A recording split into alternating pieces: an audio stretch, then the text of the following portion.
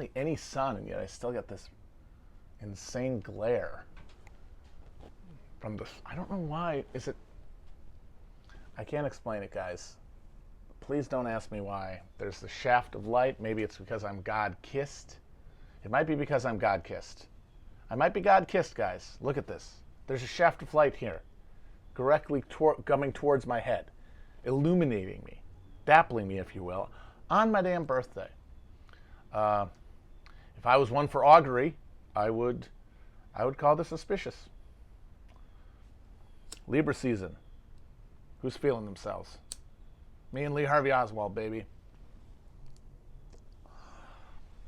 The last American Marxist to ever actually impact American history. Maybe the only one.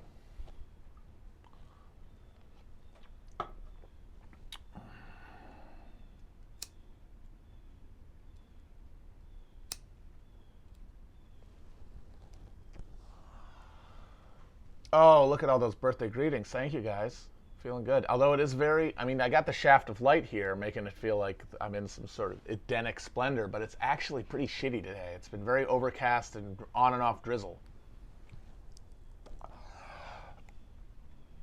Which, you know, hey, it's like rain on your birthday. It's exactly what it's like.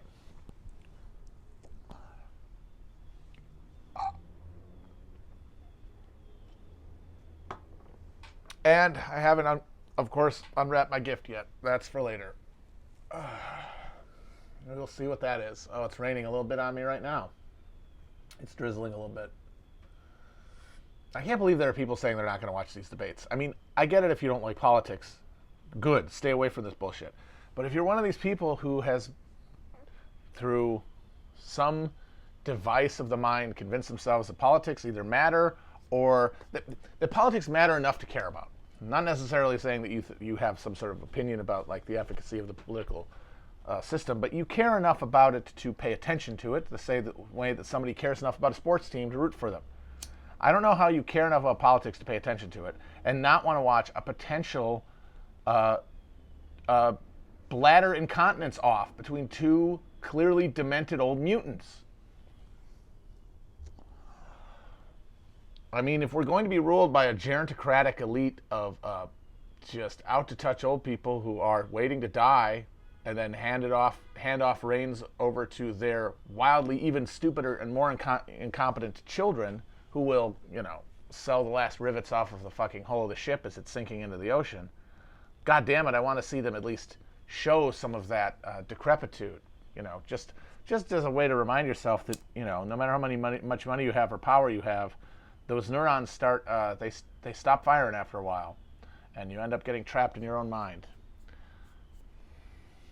And how that feels depends on the life you've lived and where you are mentally to handle it. And if you're one of these psychos, you're basically designed to handle it as poorly as humanly possible. So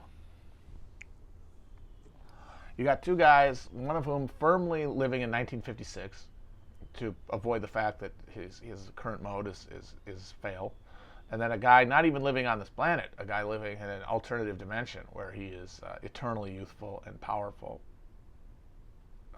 And those are our two choices for the election. Do we resign ourselves to not a managed decline, but a catastrophic one, but one that we feel that is inevitable and unavoidable because our horizons have been so thoroughly beaten away from us by the hegemonic propaganda that we swallow every day, and every single one of our cultural and political and economic institutions pulling us all away from each other at lightning. Like, people in America are pushed away from each other the way that the galaxies are. The shift, that mysterious force that causes the universe to expand and send everything hurtling away from each other. That's what we have. And so managed decline, it would be possible, but it would require a degree of citizen participation in government, a degree of intervention in this extraction mechanism of exploitation that we have allowed to just reign free in the name of liberty that is beyond our, not that we even think it would be bad to do that. Like, we don't even have the level of thinking, like, no, that would be socialism or whatever. I think for most of us, 51+%, they don't even think it's possible. As impossible as imagining that you're going to live to 200. You know?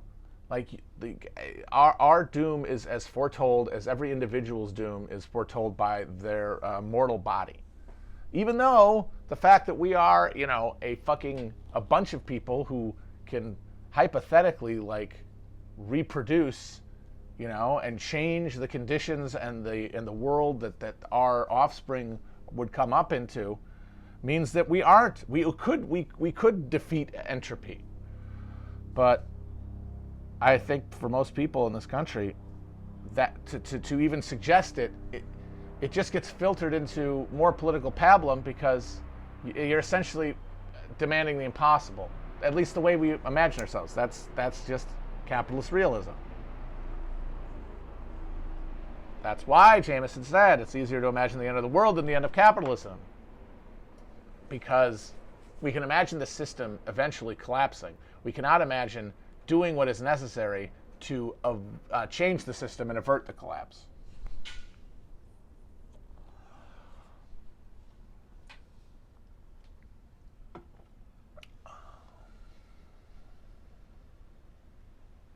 No, it wasn't Zizek. It's Frederick Jameson. But then again, I think he attributes it to somebody else too. It's one of those kind of floating quotes. Jameson's pretty good. I always thought that he gets people make fun of him sometimes for saying that the military is like the institution in American life that could most realistically be a potential model for socialist, transformation. I think he's onto something, honestly. I've said that before on the show. Oh man, I cannot. You know what? I'll watch the VP debate for the cringe, because Kamala is an incredibly cringy debater. Does anyone remember when she made her last Hail Mary attempt for attention and market share in the debates? I think it was the last debate before she dropped out. Was when she tried to galvanize the field by calling on all of her fellow candidates to come together to demand that Twitter ban Trump because he's violating the terms of service. And she asked Warren if she would say today to add her name to this call, which is a classic thing you do in primary races. Is a candidate will say, will like lay down an ideological marker or like make a bid, which then if their opponents either they're stuck in a Kobayashi Maru situation, a Hobson's choice between saying no and alienating themselves from a popular position, or saying yes and looking like they're taking orders from the person who should be, by rights, the candidate. Because, like, I'm sorry, shouldn't the person giving the commands be the one who you give the nomination to? But it didn't work because nobody gives a shit about. It's not a no-brainer a policy. It's not one that's going to galvanize people. It's nerd bullshit. It's mommy. It's not being fair. It's not fair. Not even like that he's saying specific things. It's that he's breaking the rules. And she asked Warren to do it, and Warren said no, because she correctly intuited that it was not an issue where she had to worry about being on the wrong side of majority. I mean, I could see her getting totally rooked in that move by a different person with a different point. But like Kamala came in with just the absolute laziest fucking haymaker ever seen on earth. Just ducking that thing was nothing, and it was humiliating. She got bodied by fucking Tulsi Gabbard of all people over her record, and she had that thing. And that little girl, it was me, deal with Biden, which just actually fucked her over pretty badly. Among Democratic voters, they thought it was manipulative and unfair.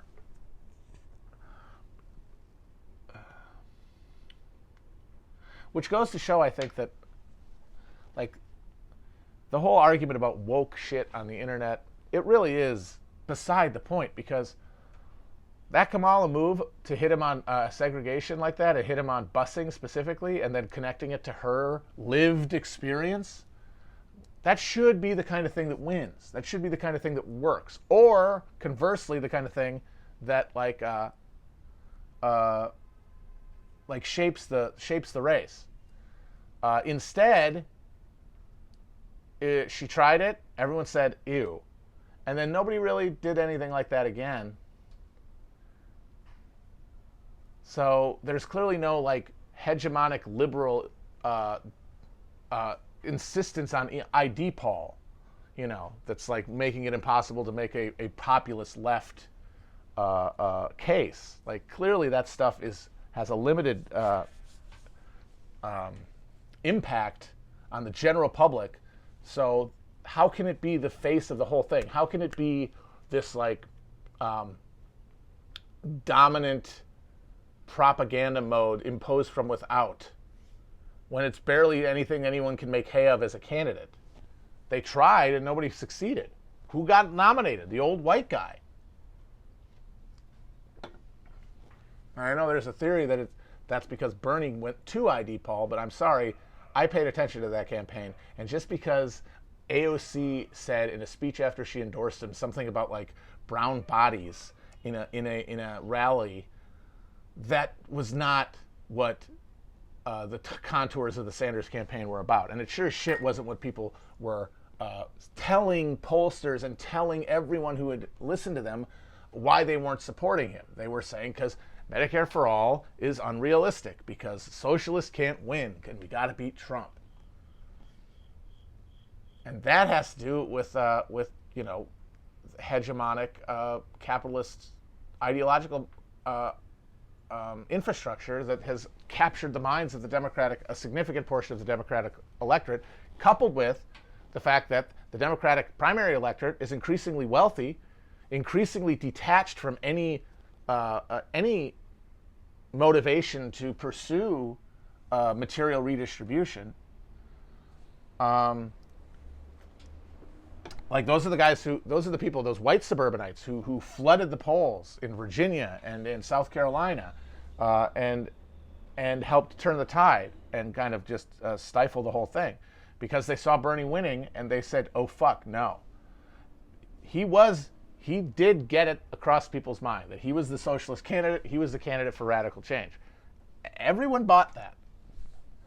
I do not remember anybody talking about him being the candidate of fucking LBGT whatever, or bodies and spaces, however you want to phrase it. Any of the icky, alienating ID Paul that is supposed to make it impossible to make a leftist material appeal in the current moment.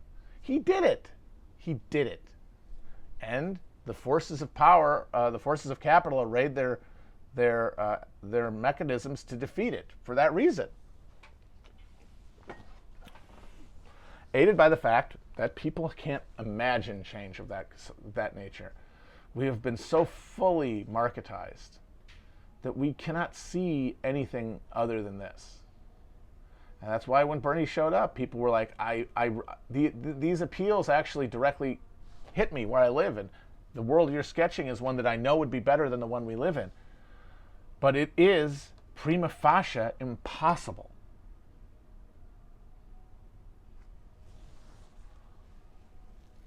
And therefore, you can't go forward with that plan.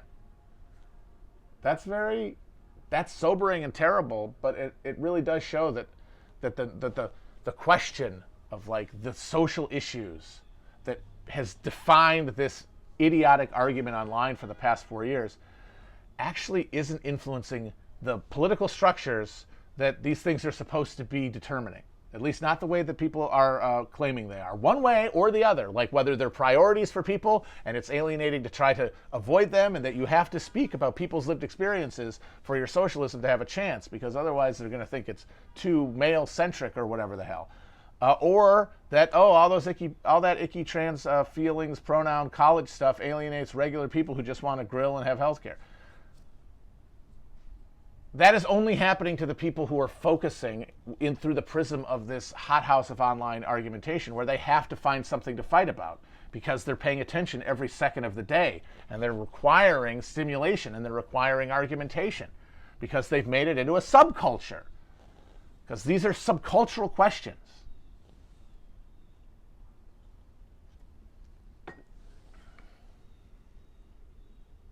I do know that Kamala's stepson is a Cumtown fan. Very funny. Dante de Blasio, Bill de Blasio's son, also a Cumtown fan. I gotta say, very impressed with their reach and fandom. They're gonna, the next generation of political leaders, like the next generation of black-pilled Democratic executioners who just finish us off as a civilization, will all be Cumtown fans.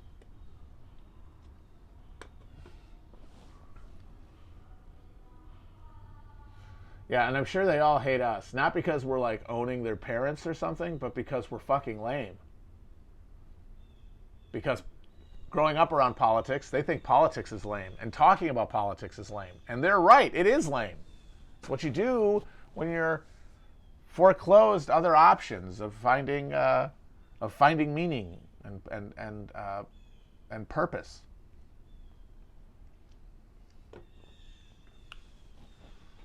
So yeah, they probably think we're absolute turbo dorks, and absolutely correct.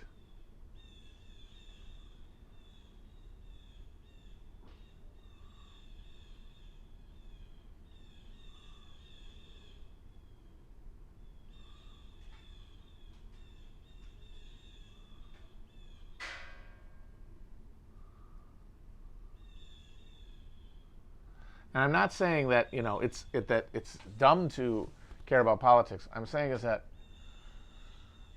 in the current moment, politics is so distant from eminentizing anyone's well-being that focusing on it requires you turning it into a part of your life, if you know what I mean. Like, it becomes a spectacle. It becomes something that you, because you know it matters, but you can't do anything about, you fill that gap with the emotional resonance created by enjoying it on a day-to-day moment level of observation, not engagement, observation, which is all we're doing. We only vote once every 4 years for president, and that's the big thing, right? That's the big one. And then every 2 years, if you really want to be a nerd about it,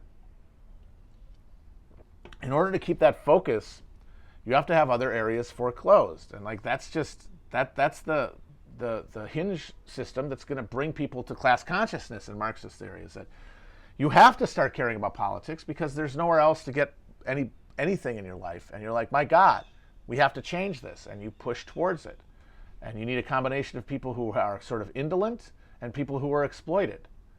And the problem right now is that far too many of the people who care about politics because they're filling a void of meaning, not material necessity.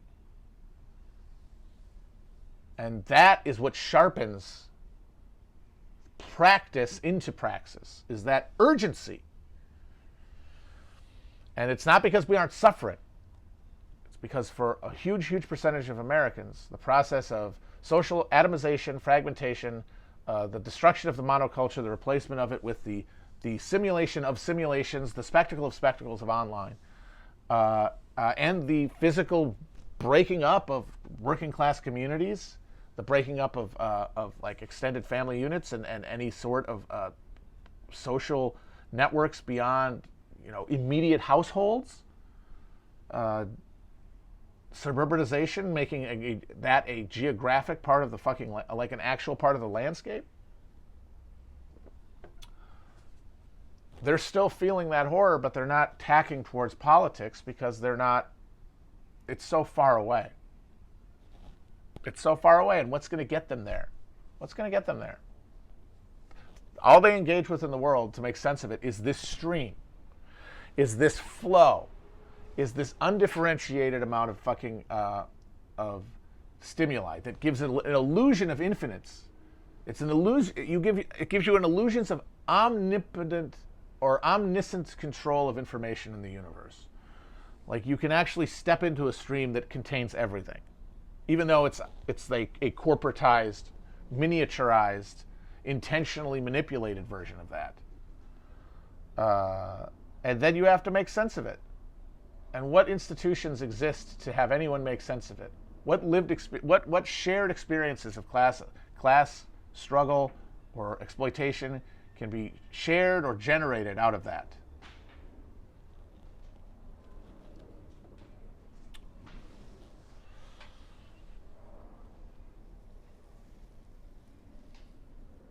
And it's entrapped us.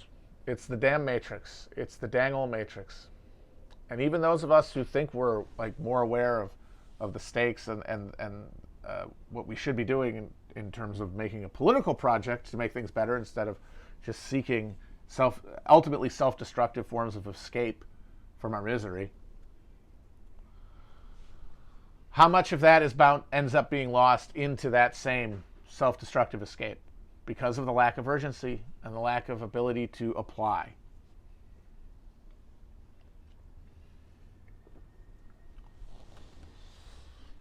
And I know that's, it's not great to hear because it does seem like it limits our ability to have any hope. But that's only if you adhere to certain expectations beyond the expectation to be alive on a day-to-day basis and live your life and be there for the people in it and be with them and allow that to move you forward instead of a thing in your head, a ship in a bottle that you've been building in the Skinner box that we think is the universe.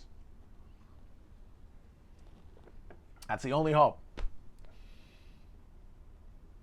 And if you can keep yourself on that beam, it becomes easier to see things as they are and avoid the traps that a lot of people fall into, where you decide that the real ruling class is the people online you don't like, or that voting for Donald Trump is actually populism, and because the Trumpism is the best chance we have for a social democracy in the American political system. Those are all wild forms of coping like a madman. I mean, thinking that there's any kind of morality to voting at all. I'm voting for Biden because it's harm reduction. What is your contribution to that harm reduction? If you vote for him and he wins, does that mean you're responsible for X number of people not dying because of whatever he does that Trump wouldn't do? Which, honestly, has he really gotten too involved in explaining what would be different under him, other than everything would be calmer and there wouldn't be rude tweets?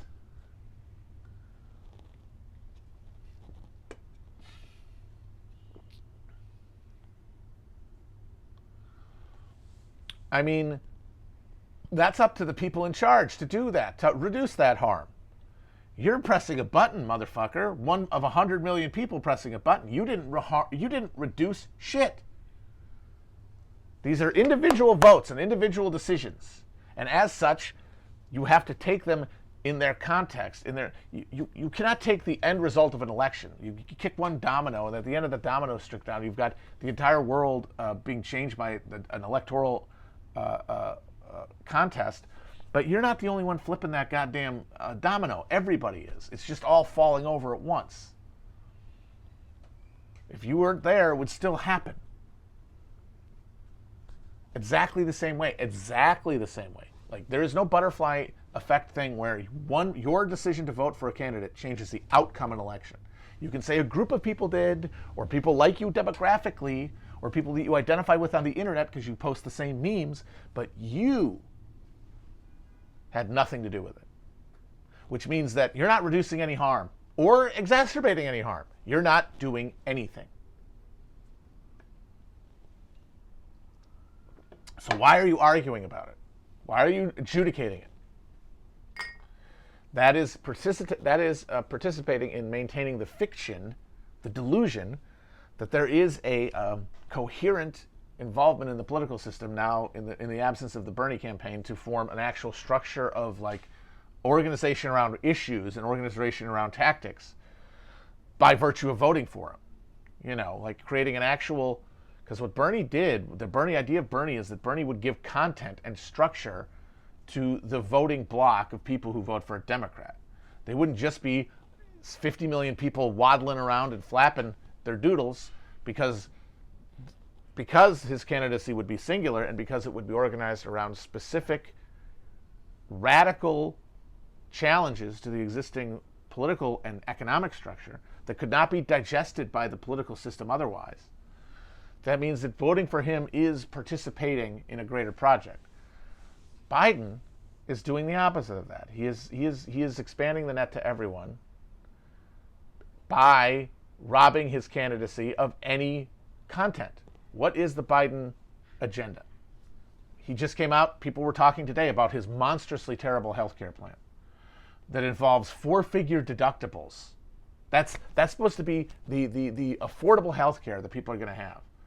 There's going to be four-digit deductibles, which means you have to spend thousands of dollars before you can even see a dollar back in insurance coverage of healthcare costs, which makes it, for a lot of people who don't have thousands of dollars, don't have 4 digits, means that it's as inaccessible to them, as inaccessible to them as healthcare would be if they didn't have any insurance at all. But now they have less money. What are you doing by participating in this election? Are you getting rid of Donald Trump? Are you preserving decency? Are you making America build back better? Nobody fucking knows. Nobody cares. Which means there's going to be no fucking consequences for anybody directly after this in terms of the party structure. They might lose some elections, but they're still going to stay on the top of the system. Iron law of institutions. And I'm not telling people not to vote. What I'm telling them is, you got to ask yourself why you're actually voting. Because only until we understand what the vote is and get rid of this mystification around it, this ritualized sacrament that we've turned it into, we break the spell of the vote. Will people realize the massive chasm between their will and any accountability at the point of government? And people would say, oh shit, if we want things to get better, we actually have to make them better. These motherfuckers will not do that. And that is why I see anybody making any arguments about whether you should or shouldn't vote for Biden. I feel like, even as well-intentioned as you could possibly be, this is by definition not only wasted energy, this is actually counterproductive because it reinforces the mystification around the vote. Strip it down to its essence. Walking into a fucking gym, pressing a button and walking out. You have done nothing. 100 million other people are going to do it too. Your decision is not going to impact the outcome of any race.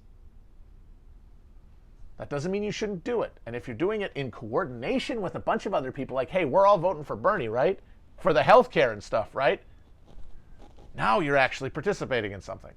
But in the current system, with the current candidates, you are not participating in shit other than a ritual of feigned authority, where we pretend to bestow. Our participation, honestly, individually, you can talk about like how elections have consequences. I'm saying individually, our individual contribution to elections and to the who rules us is less than when the Queen of England goes like, oh, hello, and blesses the new prime minister.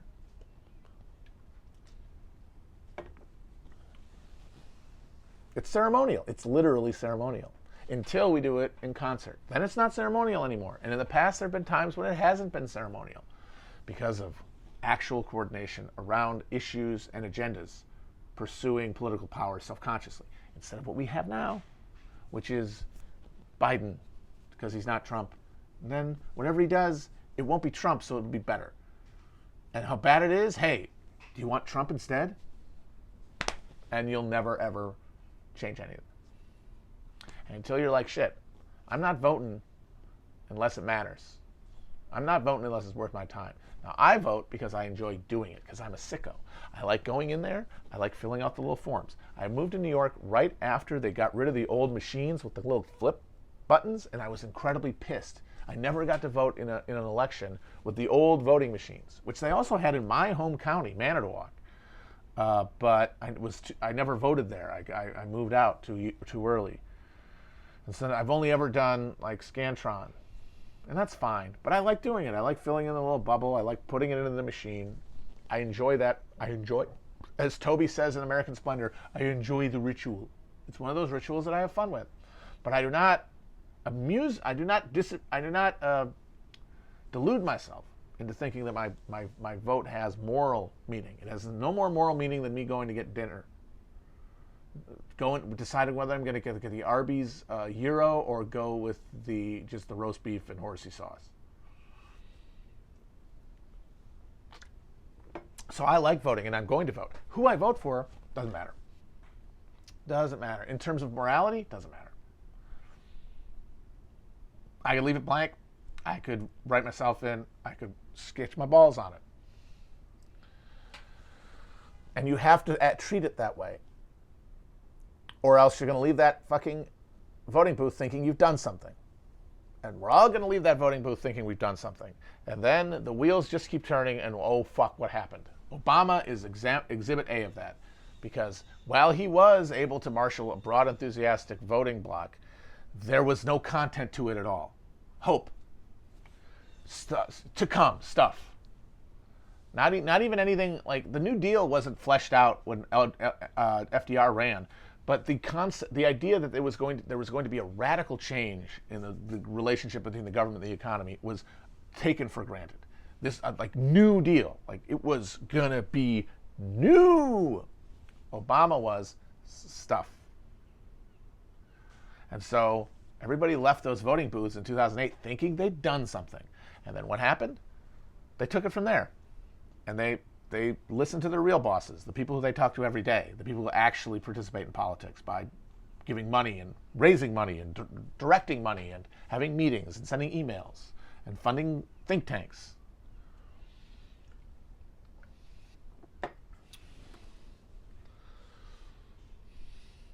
So yeah. That's why people want me to debate X, Y, or Z guy about voting for Biden. Not only wasted energy, misdirected energy. Like counterproductively misdirected.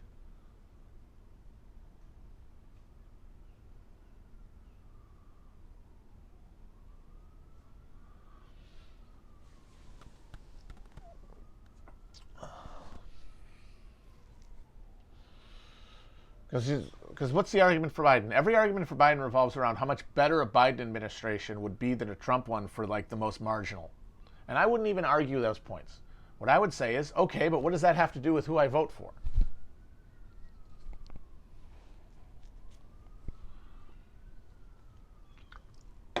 Because I'm not picking between those two things. One of them is going to happen, but I'm not going to determine the outcome by my vote.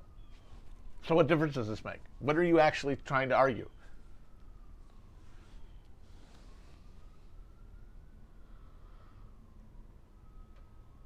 And look, somebody says like it's harm reduction versus accelerationism. I agree, but those are just other words for cope versus cope.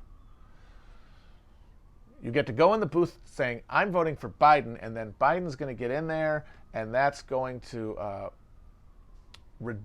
save lives and maybe reduce the climate apocalypse, even if it's not as much as I'd want.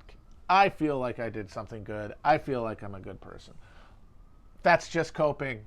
It's just a way to convince yourself you're participating. Same thing as going in there like, actually, Trump, by presiding over a continuing economic crisis at the head of a still capital dominated party, will lead to the emergence of a broad, hostile left that will break free of the shackles of the Democratic Party by engaging disenchanted members of the Trump coalition, as well as energizing new swaths of previous non-voters through grassroots efforts and the creation of like counter-hegemonic cultural forms.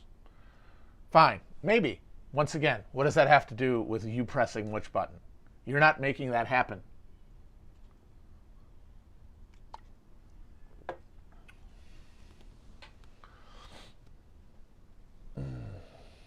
I wrote in drill in Ohio in 2016. At drill, I voted for in Ohio, which ended up not really being a swing state. But yeah, I didn't make Trump win Ohio.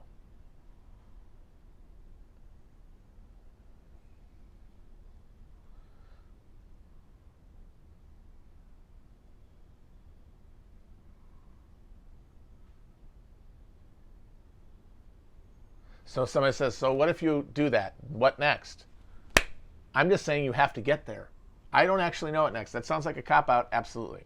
It is. But things happen when they happen, you know what I mean? And they make other things happen that you cannot predict. The contours of them are not predictable. What I do know is that if people who feel that they are political, feel like they have a responsibility to themselves, future generations, the people they love, to make the world better for the people, for everyone, and make the planet fucking habitable. But voting is literally nothing. It's less consequential morally and meaningfully than jacking off. What are we going to do? What do we do about that?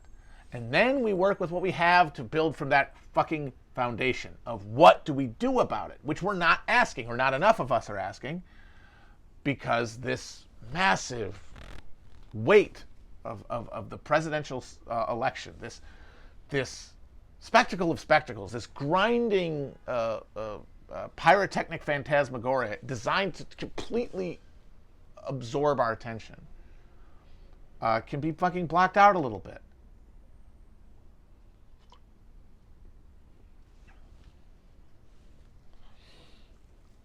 And maybe part of that, maybe then people say, hey, I got an idea.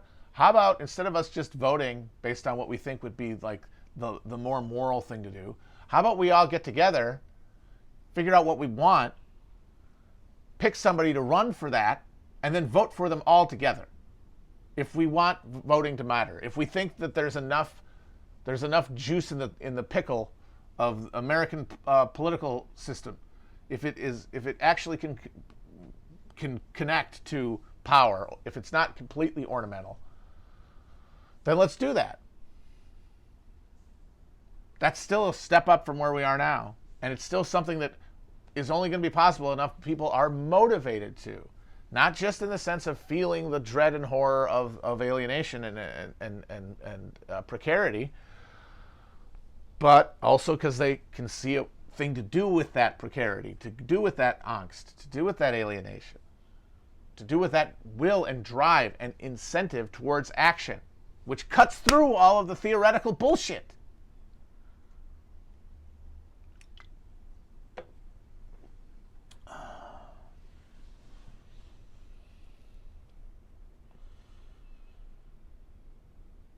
It would be very funny if somebody asked if they're going to bring up the crime bill tonight. I don't think this one.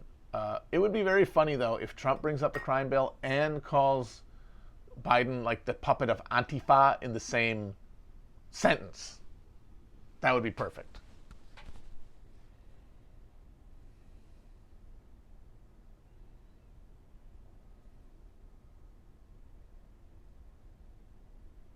See, this is so interesting. So people are taking from this, I'm seeing in the chat that I'm saying don't vote. Not saying don't vote. I'm not going to tell you what to have for dinner. I'm not going to say don't go to, oh fuck, what's the name of that salad place? Sweet Green. Don't go to Sweet Green. Do not have a chicken salad sandwich. You better not have fucking peanut butter and jelly. Or you better have spaghetti and meatballs. It is beside the point. You have to answer the question of whether you should vote or not. Every individual has to answer that question themselves. It's the only thing that matters.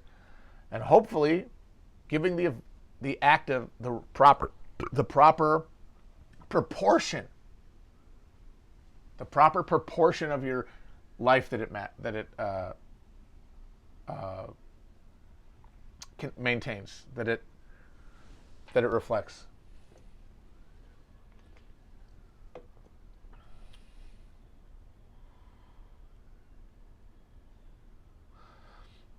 I mean, I'm a goofy enough romantic to even think that there could be either outcome of this election could bring about some sort of third party formation. I mean, it would have to be in the context of a genuine crisis, which I'm still not convinced is inevitable.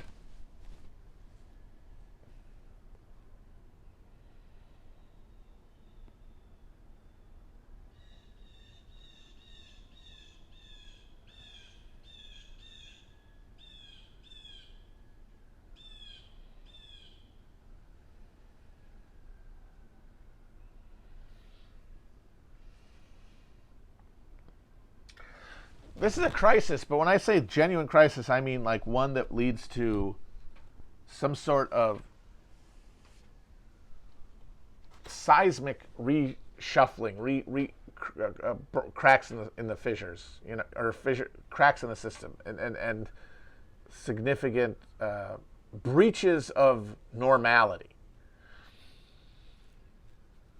And I think I've said before on the show that I think we might end up never seeing that moment come, just because all of those crisis moments that in a previous generation would have been perceived to be a splintering of reality would instead be immediately normalized within the greater culture, as the people directly impacted are sort of softly removed from the roles. Like, oh, we just lost Florida. Well, that's really too bad. All right, I guess we'll start redrawing the maps. You know what I mean? And in a system like that, two parties until the government is in an Elysium satellite around Earth. Someone really wants to know about the Elliot Spitzer scandal. I don't really know. I never watched that Alex Gibney documentary. Apparently, he was very horny, and he liked to spend a ton of money on call girls, and it got found out, I guess mainly because Wall Street was mad at him for being too aggressive in regulating them. So, I mean, I don't know. Like, that seems like what you could get from Wikipedia. I don't know what else you want me to say.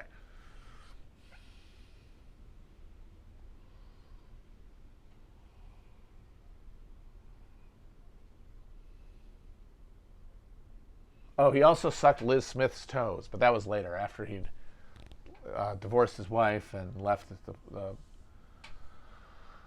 the governorship and all that.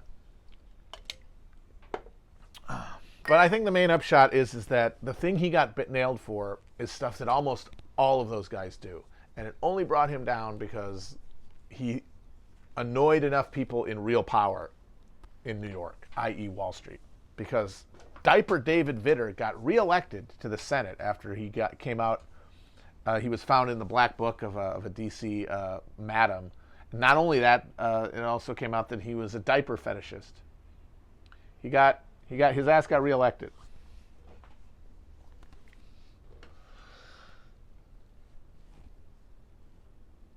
And it's almost always true that if you don't resign, it eventually blows over. And yet somehow a sex scandal like that you think wouldn't have been that consequential at that point became this thing that he couldn't get over. So, yeah, I guess that makes you think, wow, maybe Spitzer had some metal to him. But honestly, I think he probably was just pursuing a populist political branding exercise too aggressively.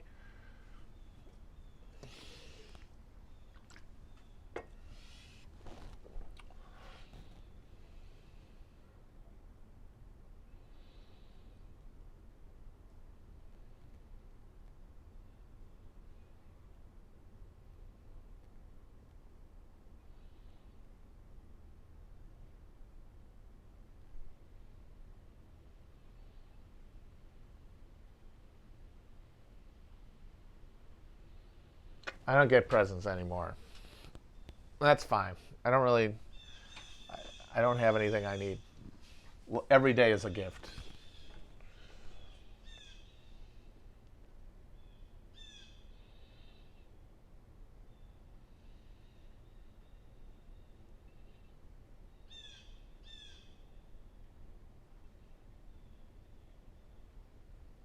The debate starts at 9, and I'm fixing to be I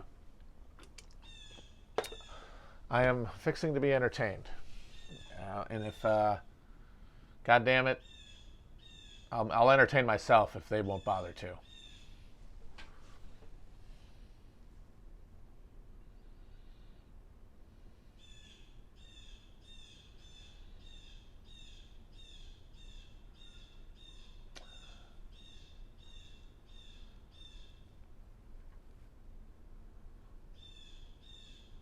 My favorite Dark Tower book, somebody asked, is probably The Wastelands. Blame the mono, baby. Oh, I'm doing White Claw tonight. Black Cherry, once again. Alcoholic or non-alcoholic, it's great.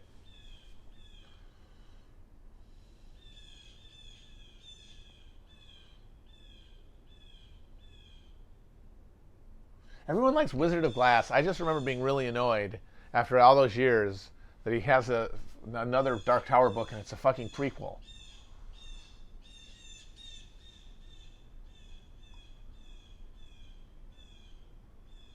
Also, I like all the fucking post Battle of Jericho Hill stuff more than that dumb fucking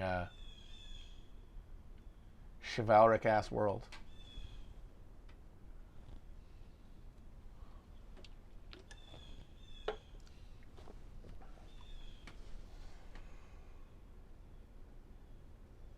I did see the Dark Tower movie, and it is stunningly terrible. Really impressive how shitty it is. Really reminds you that the filmmaking process has basically nothing to do with art at that level of capital investment, which makes the insistence of people to turn it into the sole vector not only of like culture but politics and personal fucking morality very, very grim. Like sucking on a fucking cement titty.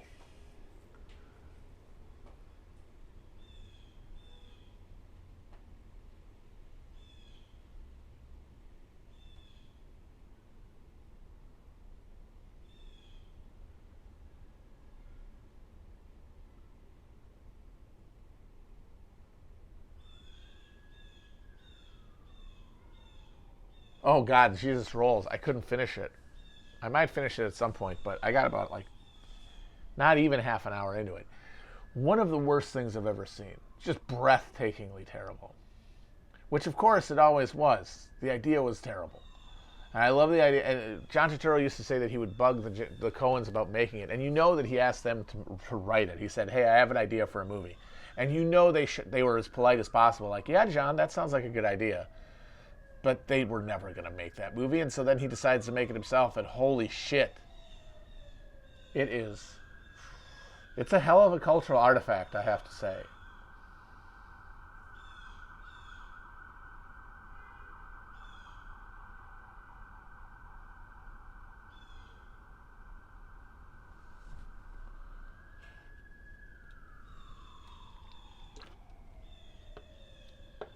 Armenia, Azerbaijan. Who you got, guys?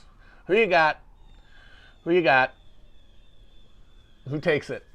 Armenia or Azerbaijan? Who takes it? Not who you're rooting for. Who takes it? Got a lot of Armenians in the chat.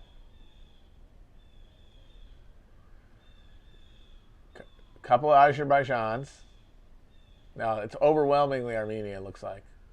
I think it's the Kardashians' responsibility for that, honestly. Somebody asked what my birthday dinner is. I'm trying to decide. What should it be? What would be a good dinner? Let's end the chat talking about food so I can get all riled up and then eat something delicious on my birthday.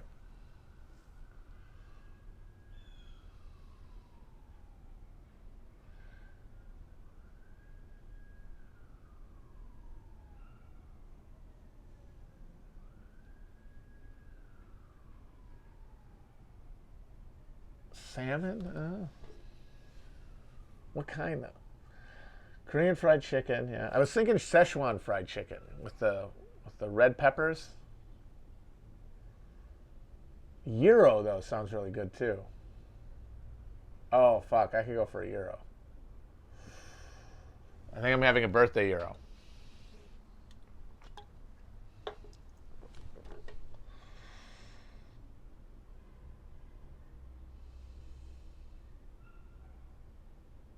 Oh, I wish I could get an Arby's gyro. Sadly, I don't think there's any Arby's in the city. It's bullshit. One of the best fast food places, unavailable.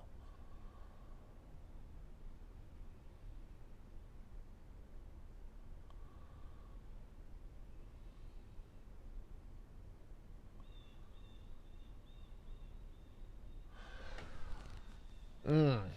Yes, a gyro. Quite. Somebody says Donner, but maybe it's just because I grew up, because when I lived in Milwaukee as a kid, younger, after college, there was no Donor. There were only gyros. There were two places, Oakland and Apollo, and they were both really good. Apollo was, I think, better, but Oakland was much better people watching. It was a great place to go after you were drinking or something. And so for me, it'll always be a gyro. The Donner's fine, but it's just not. It's not the same thing. I gotta get that tzatziki sauce.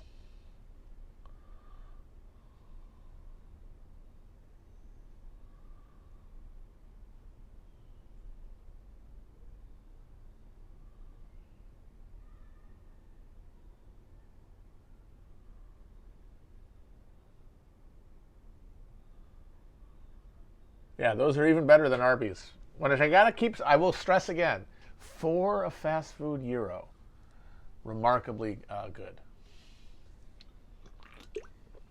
The tzatziki sauce is flavorful.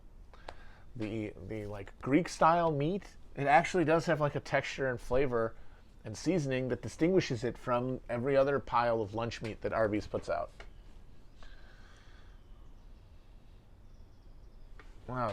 Sure. Apparently, Felix just tweeted about me.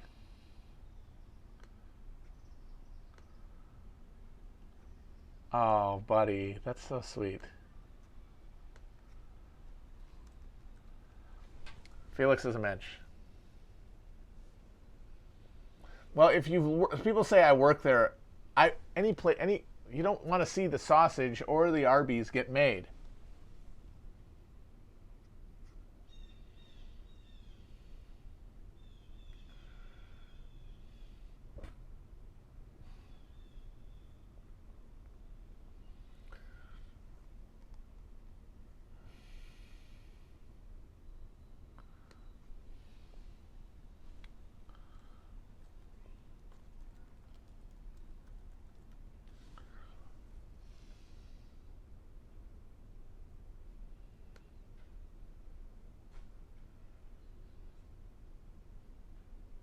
Oh, French fries on a gyro is great.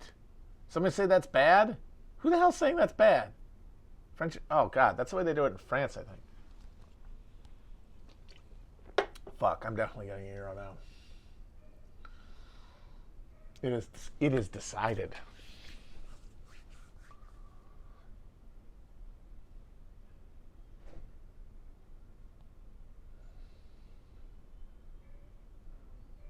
You can't call him a gyro in New York, though. You got to call him a gyro because it sounds too much like hero, which is their stupid name for a sub.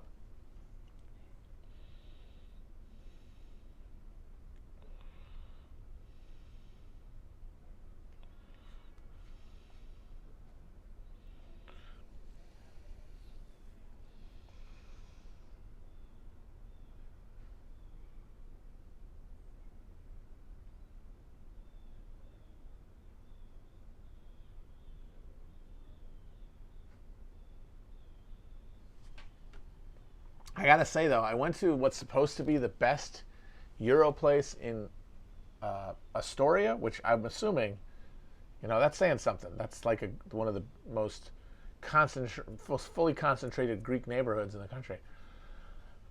And it was okay. It was pork for one thing. It wasn't even like partially lamb, and it was just the texture was weird. It wasn't for me. It was good, but I was disappointed. I still have not had a fantastic gyro here in New York. There's one that I'm going to try, I think, I have in mind that hopefully will be good.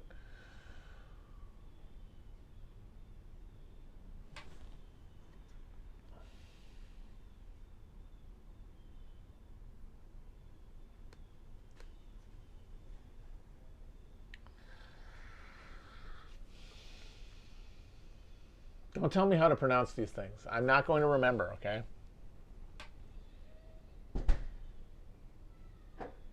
A Euro cake? What the hell is that? That sounds horrifying.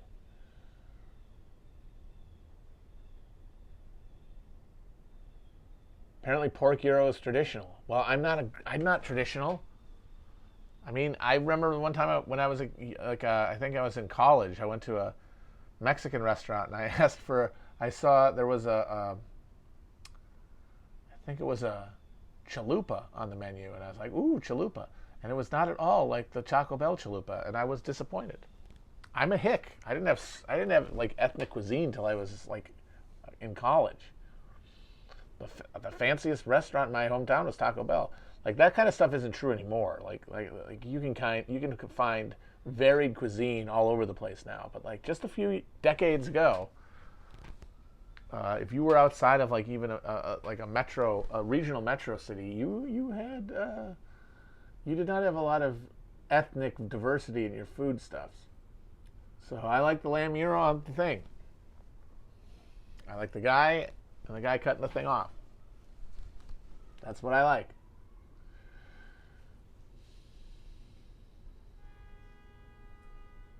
El Pastor is a Mexican gyro and also very good.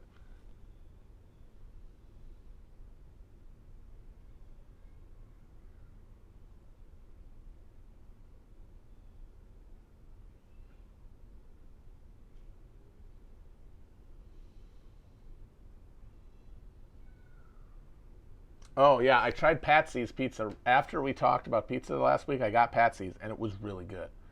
I was very, very pleased.